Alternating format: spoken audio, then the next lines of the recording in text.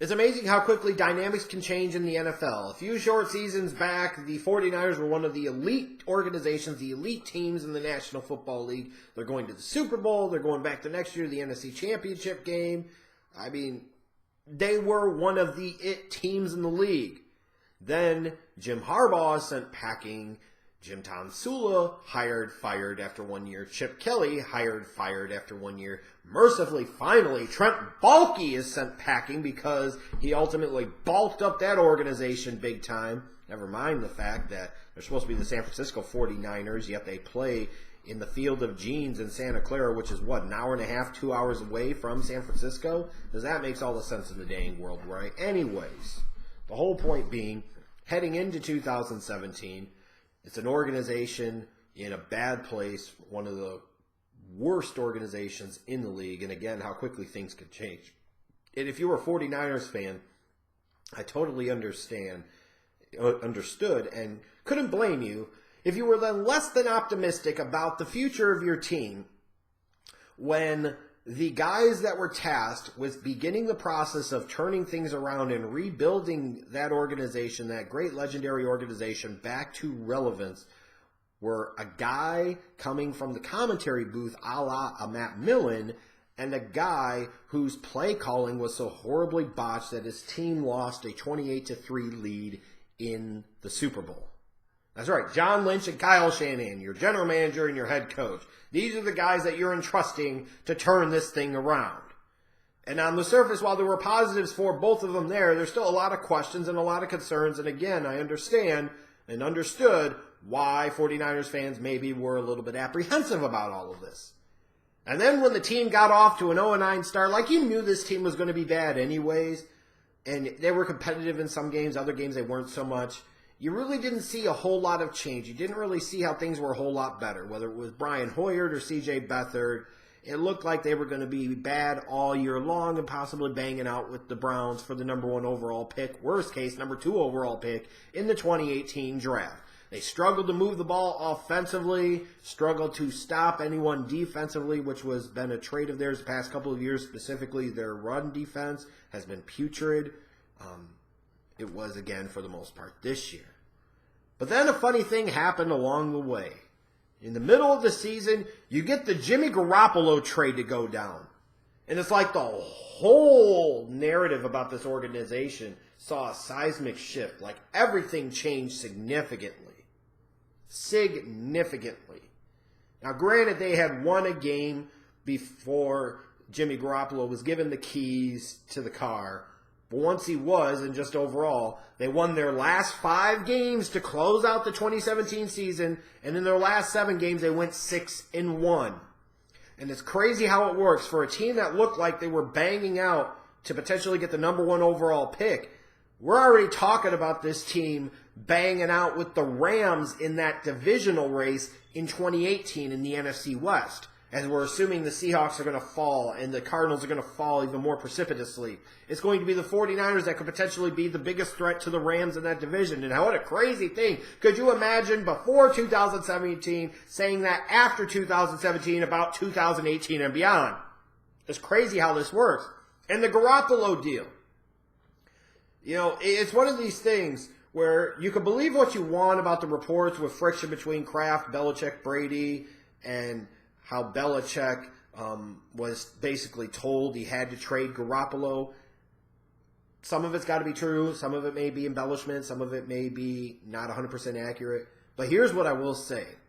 For a guy that you had in the fold for 3.5 years, especially knowing you had already traded Jacoby Brissett earlier in the year, I find it incredibly strange that Bill Belichick all of a sudden, after spending all that time and investment in Garoppolo, would trade him away for a second-round pick. It either means one of two things. Either A, he didn't truly believe that he could be the heir apparent to Tom Brady. B, or number 2, he didn't care because he's not going to be there long enough for it to matter. Or if I throw in the third thing is he was told to do it because ultimately, if you've got the Browns reportedly offering you the number 4 overall pick, that Houston Texans first rounder, why the hell would you take San Francisco's second round pick? It logically doesn't make much sense. And don't give me that, well, you didn't want to have to face him in the AFC. Cares? The whole thing of, well, we didn't want to do that to Garoppolo. Like, Belichick really cares. his history indicates that he really cares about his players that much, right? He's quick to move on from a dude, even if they have something left for the greater good of the organization. If he wanted that deal with the Browns, he would have gotten that deal with the Browns, period, and done better for the organization. It's almost like he was told to do it, and he did it, and he's like, I'm going to show you. It's the way it felt. And it's crazy.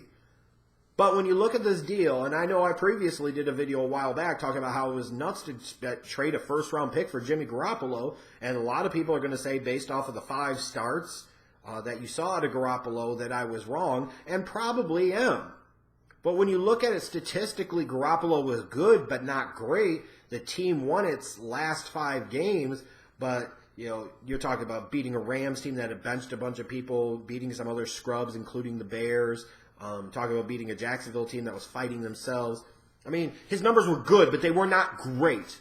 He's not automatically Joe Cool. He's not automatically Jimmy G. He's not a legend yet. Let's pump the brakes and not, as Bill Parcells said, break out the anointing oils just yet. It looks good. There are positive signs, but we're still only talking about a few starts. We'll see what happens as you go into a full offseason where teams can prepare and they see some film, what he's going to do in 2018. And ultimately, the 49ers gave up a second-round pick, so they agreed with me. They didn't give up a first-round pick. So even then, the Schleg Daddy still wins. Hashtag Schleg Daddy was right. Eat it. But anyways, so now it looks like for the 49ers, at least for the time being, they've got their franchise guy. And it changes the whole dynamic of this organization because now instead of trying to worry about getting a quarterback in the draft or trying to develop a quarterback, now you've got a guy that's been around the NFL for several years that you've got in the fold that you can now build around. And you look at John Lynch's performance in the 2017 draft, he was able to extort several picks from the Chicago Bears and Ryan Pace, who panicked because they loved Trubisky, in order for San Francisco to still be able to trade back a spot, get some extra picks, including a third-rounder in the 2018 draft, and still get their guy in Solomon Thomas. Reuben Foster, when he's not getting arrested for marijuana possession in Alabama, showed some massive flashes in the time that he was on the field this year. I liked what you saw out of this first rookie class. I'd expect Solomon Thomas to take a step forward in year 2. Akilo Witherspoon, I think, has some potential at corner. George Kittle had a nice season, a 5th-round pick, the tight end out of Iowa. I thought he was underdrafted in this past draft, and he proved to be. Trent Taylor showed a little bit of flash as potentially a slot guy down the road. This was a productive first draft for John Lynch and Kyle Shanahan. It's not the be-all, end-all, but it's not a bad place to start because you see this so often with new general managers, first-time general managers. Frankly, a lot of times, especially if their draft class doesn't revolve around a quarterback, those results aren't very good because they're learning the draft game, they don't know the draft game, and they frankly get burned by said draft game. So this has to be an encouraging initial return if you are a 49ers fan. You have to feel a whole lot better about your possibility of potential in the 2018 season. Especially looking forward to a team that has about $120 million in salary cap space. That's a lot of chop. That's a lot of money to play with. Now, that said, you have to assume that you're going to tide over a big portion of that, or a portion of that, for Jimmy Garoppolo. Whether that's a franchise tag or a long-term deal, that is a number one priority. You saw something out of him. You gave up a second-round pick for him. Now you got to pay the guy. That's the risk and the challenge. And boy, they're going to have to pay him big. For the 49ers, how appropriate you're in San Francisco, make sure you have plenty of lube and tell them to take it easy on your buttholes. But they have other free agents too. What are they going to do with Eric Reed? Are they going to bring him back? Is he going to have a soft market due to some of the anthem protests? Carlos Hyde, a guy that has big potential, it shows at times, and then he has trouble staying healthy in other games where he's just really not much of a factor. Are they going to bring him back, or are they going to move on from him? Other free agents like Dante Johnson, Brandon Fusco, Daniel Kilgore. The good thing for the 49ers is they'll be in a financial position. Whoever they want to keep, whoever they want to retain, they will be able to do that. And then ultimately, now especially with the Jimmy Garoppolo trade and looking like they may potentially have that quarterback in place, they will be a much more attractive destination in free agency. Now, who will they target? What will they target? That remains to be seen. They shouldn't go completely buck wild in free agency, but they will need to spend some money to plug in some holes on the offensive and defensive side of the ball. but they will have the money to be able to bid against anybody and potentially outbid anybody for somebody they really want, which is a real powerful place to be. And then that power continues in the NFL draft.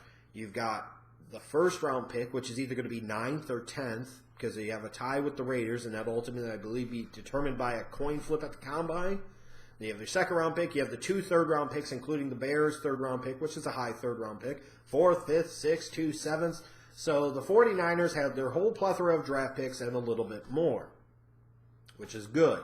And the best thing for them, again, with the Garoppolo trade, they took that extra second-round pick they had from the Saints' Alvin Kamara deal, which you now kind of look at it from the 49ers standpoint. Maybe you wish they would have taken Alvin Kamara with that third-round pick, They got the second-round pick here in 2018.